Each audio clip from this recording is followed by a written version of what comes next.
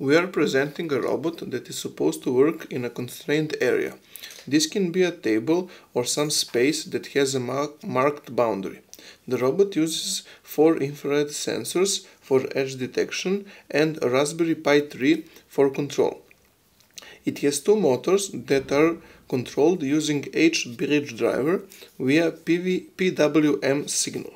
The whole robot is controlled with MATLAB Simulink model that is running on the Raspberry Pi 3.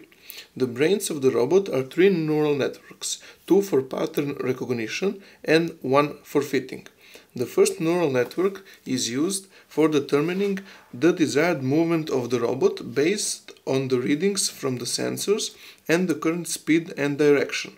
The 4 possible movements are forward, left, right, and stop.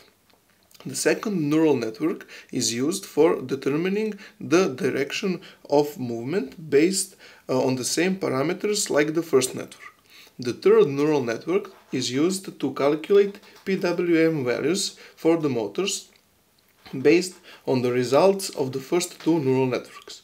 The neural networks were trained with the set of data of 105 samples. The network is trained so that the robot moves chaotically, exploring the whole space while never getting stuck.